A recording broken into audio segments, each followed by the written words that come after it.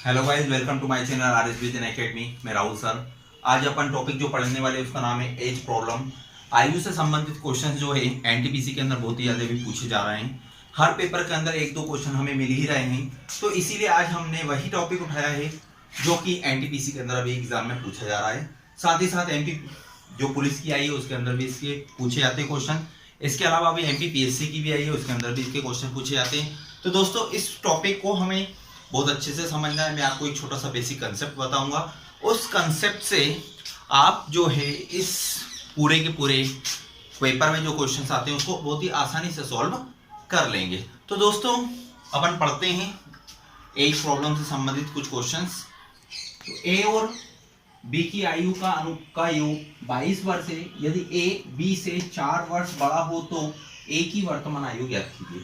तो क्वेश्चन के अंदर जो दिया हुआ है कि वर्तमान आयु हमें ज्ञात करनी है, तो हमें याद रखना है कि कभी भी हम क्वेश्चंस को करेंगे तो हम वर्तमान आयु को लेते हुए ही क्वेश्चंस को करेंगे। तो उन्होंने क्या बोला, ए और बी की आयु का योग कितना है, 22 वर्ष है, और ए बी से 4 वर्ष बड़ा है। तो माना कि बी बराबर एक्स है और ए बराबर कितना है, एक्स कितना है, 4 वर्ष बड़ा है। दोनों की आयु का योग x x प्लस 1y, दोनों की आयु का योग कितना हो गया, बराबर 22 दिया हुआ है। अब हम क्या करेंगे, 2x plus is equal to 18। तो x की वैल्यू कितनी आ गई दोस्तों, 9 आ गई। कैसे आ गई, 2 से कैंसिल हो गया ये 18, तो 9 आ गया। अब x की वैल्यू आ गई है तो a की पूछिए। तो a बराबर क्या था, x प्लस 4 था, यानी 9 प्लस 4 इज इक्वल टू 13। तो दोस्तों ये हमारा आंसर हो गया। ठीक है दोस्तों, अगला क्वेश्चन भी देख लेते हैं हम। टीना और मीना की वर्तमान आयु में 7 वर्ष का अंतर है।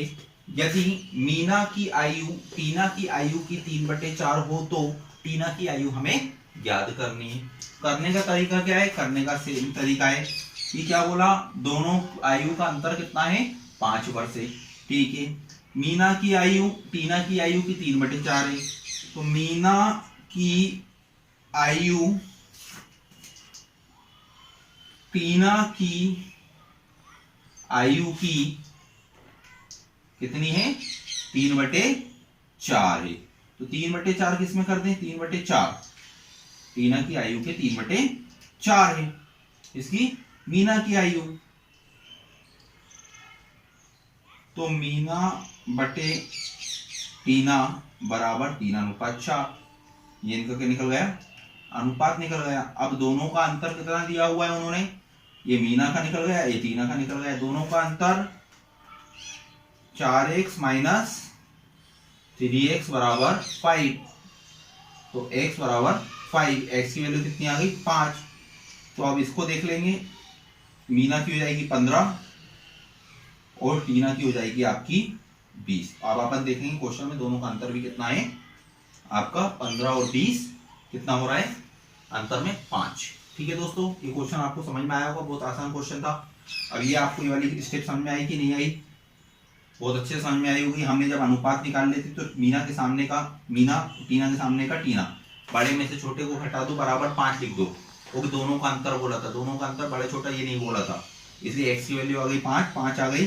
तो हमने x की वैल्यू इसमें रख दी, तो 5 3 15 और 4 5 20। ठीक है दोस्तों, समझ में आया आपको ये वाला क्वेश्चन। और यदि आपने अभी तक हमारे चैनल को सब्सक्राइब नहीं किया है, बेल आइकन पर क्लिक नहीं किया है, हमारे चैनल को सब्सक्राइब करें, बेल आइकन पे क्लिक करें। नेक्स्ट क्वेश्चन करते हैं हम। अपन तीसरा टाइप के क्वेश्चन पढ़ना है। अपन इसका क्या है कि 2 वर्ष पूर्व 2 बच्चों की आयु का योग 18 वर्ष था, जबकि 3 वर्ष बाद दोनों की आयु का अंतर 2 वर्ष हो जाएगा, तो बड़े बच्चे की आयु ज्ञात कीजिए। अच्छा दोस्तों, एक चीज याद रखिएगा कि जब कभी भी अंतर वाली बात आती है तो अंतर हमेशा जो भी पहले रहता है वही बाद में रहेगा। जैसे कि मान लीजिए आज हमारी उम्र 32 साल है, हमारे छोटे भाई की उम्र 29 साल है, हम दोनों के बीच में अंतर 3 साल का है। ठीक है दोस्तों, उसी प्रकार अगर हम 132 साल कर दें हमारी उम्र, 129 साल हमारे भाई की उम्र, तो भी अंतर कितना होगा, सिर्फ 3 ही वर्ष का उसके अंदर अंतर होगा। तो अंतर कभी भी चेंज नहीं होता है, हमें ये कंसेप्ट दिमाग में रखना है, जितना अंतर है उतना अंतर रहेगा। तो माना माना कि बड़े बच्चे की आयु x और छोटे की आयु y है, लेकिन ये कौन सी आयु है? तो याद रखना है वर्तमान आयु है। ये कौन सी है? वर्तमान आयु है। 2 वर्ष पूर्व लिखते जाएंगे, 2 वर्ष पूर्व। 2 वर्ष पूर्व क्या था? तो इसकी x-2 और इनकी y-2। ये 2 वर्ष पूर्व है ना। ये बड़े की x-2 और छोटे की y-2, और दोनों का योग कितना है दोस्तों? 18 वर्ष से सॉल्व कर लेंगे। x plus y is equal to 22। ये इक्वेशन नंबर 1 बन गई। इक्वेशन नंबर 2 क्या कह रही है कि 3 वर्ष बाद दोनों की आयु का अंतर 2 रह जाएगा। 3 वर्ष बाद बोले, चाहे वो 30 वर्ष बाद बोले, चाहे वो 300 वर्ष बाद बोले, अंतर क्या रहेगा? वही रहेगा, कितना? जितना है। तो x minus y is equal to कितना बोल रहा है वो? अंतर कितना रह जाएगा? 2 रह जाएगा। 3 वर्ष बाद अंतर कितना रह जाएगा? 2 रह जाएगा। ये इक्वेशन नंबर 2। इक्वेशन नंबर 1 और 2 को जोड़ने पर ये कैंसिल हो जाएगा। 2x is equal to 24। तो x इज इक्वल टू कितना आ गया दोस्तों? x की वैल्यू आ गई 12। इसी प्रकार हम y की वैल्यू भी यदि निकालना चाहें तो y की वैल्यू भी निकल जाएगी। पुट कर दीजिए किसी में भी। तो x minus y is equal to 12 is equal to 2। तो 12 minus 2 is equal to y is equal to 10। y की वैल्यू तो x जो था वो था बड़े बच्चे की, और y जो है वो है छोटे बच्चे की। ठीक है दोस्तों, आपको बहुत अच्छे समझ में आया होगा ये वीडियो। अब हम नेक्स्ट क्वेश्चन करते हैं। नेक्स्ट टाइप का क्वेश्चन करते हैं जो पेपर में पूछा जा रहा था। ये वाला क्वेश्चन भी पेपर के अंदर, पेपर की यहाँ पे बहुत ही ज्यादा आईएमपी है ना। नेक्स्ट क्वेश्चन पढ़ेंगे वो भी बहुत ही ज्यादा आईएमपी रहेगा। दोस्तों नेक्स्ट क्वेश्चन देखते हैं हम। दोस्तों नेक्स्ट क्वेश्चन है हमारा, ए की आयु बी की आयु की दुगनी है, तो 8 वर्ष पहले ए की आयु बी की आयु की 4 गुनी थी, तो 8 वर्ष बाद बी की आयु कितनी होगी? क्वेश्चन अच्छे से जैसा जैसा लिखा हुआ है वैसा वैसा हम लिखते जाते हैं कि ए की आयु बी की आयु की 2 गुनी थी। तो माना कि बी की वर्तमान आयु x है और ए की वर्तमान आयु क्या है? 2x है, वो भी 2 गुनी बोला। 8 वर्ष पहले लिख लेंगे, यहीं पे लिख लेते हैं। 8 वर्ष पहले क्या थी? बी की थी 8 माइनस x माइनस 8 और a की थी 2x माइनस 8। 8 वर्ष पहले की आयु b की आयु की 4 गुनी हो जाएगी। b की आयु की 4 गुनी हो जाएगी। तो दोस्तों अब हमें ये समझ में कैसे आएगा कि 4 गुनी किस में रखना है? तो याद रखिएगा कि जो भी छोटी वैल्यू होती है उसके अंदर मल्टीप्लाई कर देते हैं।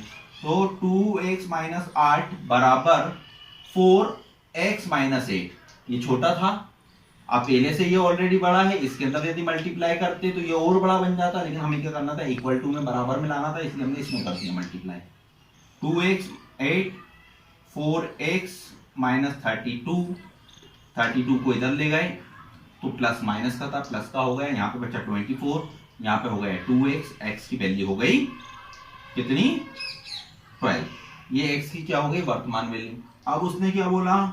8 वर्ष बाद क्या रहेगी? ये क्वेश्चन में दिया हुआ है। 8 वर्ष बाद क्या रहेगी? यानी 8 वर्ष बाद मैंने x प्लस 8 और 2x प्लस 8। ये b की है, ये a की है। हमसे किसकी पूछी? b की पूछी है। 12 प्लस 8 इज इक्वल टू कितना हो गया? 20। अगर b की पूछी होती तो 24 और 8 24 प्लस 8 इज इक्वल टू 32। ये हो जाती है। ठीक है दोस्तों, आपको ये वाला क्वेश्चन भी बहुत अच्छे से समझ में आया होगा। आईएमपी है ये वाला क्वेश्चन भी। अब एक क्वेश्चन मैं आपको दे रहा हूँ, उसे आप घर से सॉल्व कीजिएगा, वीडियो को अच्छे से देखिएगा और कमेंट बॉक्स में उसका आंसर जरूर लिखिएगा। और अभी तक यदि आपने हमारे चैनल को सब्सक्राइब नहीं किया है तो हमारे चैनल को सब्सक्राइब भी करेंगे, साथ साथ लाइक भी करेंगे और इसके अलावा बेल आइकन पे क्लिक जरूर करेंगे, जिससे कि आने वाले जो भी नोटिफिकेशन रहते हैं वो आपके पास इजीली पहुंच जाएं, आप उन टॉपिकों को अच्छे से समझ लें। और यदि कोई भी क्यूरीज होती हैं, आपकी किसी भी प्रकार की कोई समस्याएं आती हैं, तो उन समस्याओं के लिए आप हमारे कमेंट बॉक्स के अंदर अपनी समस्याएं लिखें, तो उस टॉपिक पे भी हम आपको वीडियो जल्द से जल्द प्रोवाइड कराएंगे। क्योंकि अभी एनटीपीसी का समय चल रहा है, एनटीपीसी के पेपर चल रहे हैं, सेकंड फेज का भी टाइम टेबल आ चुका है कि 16 जनवरी से सेकंड फेज एनटीपीसी का चालू हो रहा है। तो दोस्तों वीडियो के अंत तक जरूर बने रखें और जो भी क्वेश्चन दिया गया है उस क्वेश्चन को अच्छे से सॉल्व करके कमेंट बॉक्स में जरूर कमेंट करें। थैंक यू, नमस्कार।